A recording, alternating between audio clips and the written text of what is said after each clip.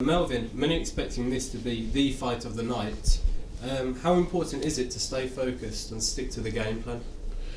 Well, for me, I used to train with Mike. It's been over a year, but I don't really have a game plan coming into this fight, man. I'm just coming to fight. You know what I mean? I'm just gonna make it just raw, and it's gonna be like an old school schoolyard street fight. Mike's a very technical fighter, and my game, if anything, my game plan is gonna be to take him out of his comfort zone. Don't let him get into a rhythm. You know what I mean? He can be a dangerous fighter if you allow him to dictate the pace of the fight. And you know me as a fighter, I don't let nobody dictate nothing in the ring. So I'm gonna be doing all the dictating. So for me, it's not really a game plan, man. I just know I gotta. He's dangerous. He can strike from anywhere in the ring, just the same way I can. But I think I have the advantage because I'm the bigger, stronger. I'm the hardest hitter of the two, and I think it weighs a little bit better in my advantage. I think I have the better advantage here. So you're going to go out and try and knock him out in round one. I know Johnson's already said before that he's wary of your knockout punches. So, I mean, are you going to try and hit him early? No, I mean, of course. I mean, if I can knock him out in the first round, then, yeah, I'm happy with that. If not, I'm not going to rush it, though. You know what I mean? Being a knockout artist, people praise the jiu-jitsu artists. Oh, he's a black belt. He's this. Well, I'm a black belt knocking people out, you know what I mean? And it takes skill to be able to knock people out and be precise and know how to knock people out. If people don't get that, you never hear people talk about, the black belts of the knockout artists. Everybody only talk about, oh, he's a black belt in jiu-jitsu. Well, if they had belts in knocking people out, I would be probably a black with like 3 red stripes, you know what I mean? I'd be like a grandmaster or something like that. So, it's all about being patient. Right now, I think it weighs to my advantage because I feel Michael Johnson is worried about what's going to happen to him. Me, I'm not worried about what he can do to me. The only thing he's going to do to me is if I allow him to do that to me. And he's not thinking like that. You know what I mean? And he's just as good as I am as a fighter. But I think mentally, he I was always the more physical, stronger guy when we did train together. I think all that's going to play into his head, and he's going to probably overthink the fight. But as far as I go, I'm good, man. I mean, so what motivated you to get in the ring then, in the octagon, I should say? When I was a 13-year-old kid, I told myself, like they had career day at elementary school, and we were sitting there, and they had a couple of people that had regular company jobs that come, and I never forget this. And I was in the 3rd grade, and they go around the table and ask all the kids what they want to be. And normal kids would say, oh, I want to be a firefighter, I want to be a cop, I want to be a doctor. They got to me and I said, I wanted to be a UFC fighter. And these people looked at me with the weirdest look like, huh? Because then nobody knew what it was. It was early 90s. UFC came out in 93. So it was weird, and I ended up kind of shooting myself in the foot at an early age because I got into a couple of scuffles and stuff here and there, and because I had made that comment at career day, I ended up in like special classes with kids with behavioral problems. I never had like learning problems, but I never had a behavior problem either. It's just because of that one comment, it kind of followed me my whole life, and by the time I was in middle school, I was in regular classes, stuff like that. But by the time I was 16 years old, I was already a professional fighter. And I remember trying to get into private school for wrestling, and everything I had said in elementary school was on record. So when I went to interview for private school, they wouldn't even let me in private school, But it was a bittersweet moment, I cried, I was mad.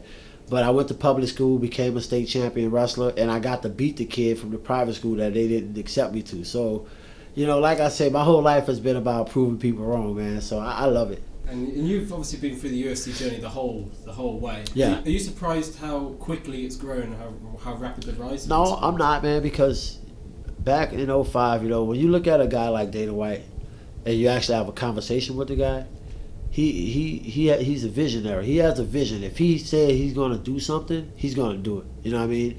And, just like with the UFC, this business almost sunk, twice, what I mean? And he pumped so much money into it, and now it's a freaking gold mine, and that's the things people should learn from this is like, you never should quit on yourself. You know, that's what I took from it. You know what I mean? Me telling myself the same way he made this business grow to the point where it is now. I mean, I'm sitting here in London.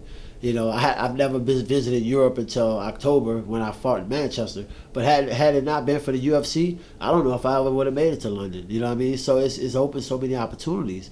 But the same way you see his vision of building this company is the same way I see myself as a fighter for the company.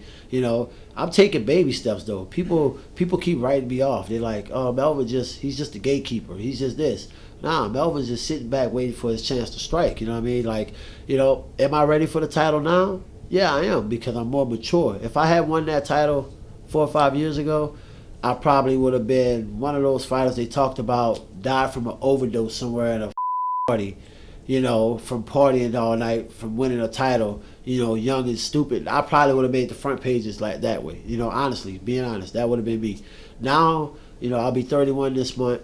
It's my birthday month. I'm fighting in London for the first time.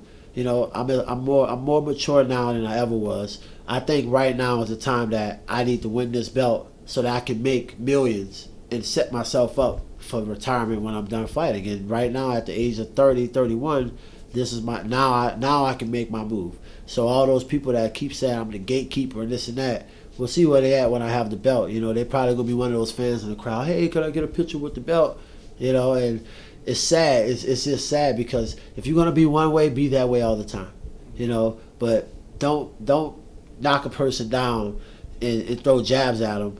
But then when they do great, then you want to be on the team. You know, I hate bandwagon people, and I've been getting a lot of that lately. So I think right now that's my motivational drive, as not only for this fight, but for future fights, is that everybody keep writing me off. Oh, he's not going to be in the top 5 anymore. He's not going to win the belt. I will win the belt, and when I fight for the title, I'm going to knock whoever has that belt out, and I'm gonna set another record in the UFC for most knockouts. And looking ahead to the fight on Saturday, I mean, there's no love lost really between you and Johnson. You've admitted it before that you don't really get on with him. What is it that you don't actually like about him? It's just personal stuff, you know what I mean? Like, and not only just that, but like in the gym, you know, we were the 2 top 55ers at the gym at the time. You know, Abel Trujillo, he's making a noise now. Abel was on smaller shows. Me and Abel are really good buddies. But even from day one, it was just when I stepped foot in the gym, you know, me and Mike we just kind of bumped heads from day one. You know what I mean? Like, it's like trying to put 2 alpha wolves in one room. It ain't gonna work. You know what I mean? We were good training partners. You know, we had our moments where we did get along, but we had moments where we didn't get along. You know what I mean? And it was a lot of talking and back and forth. But I mean, that's the nature of being competitive. You know what I mean? And like I said, it's not that I hate the guy. I just dislike him in certain ways. Like, I'm gonna be the alpha male, not you. You know what I mean? And right now, we're on opposing teams that's rivals in South Florida. And right now, it's not just about winning this fight. And then my agent now is my former agent's partner. They don't get along. So you see where this is going. Like, it's like a lot of hate here, you know, in a way.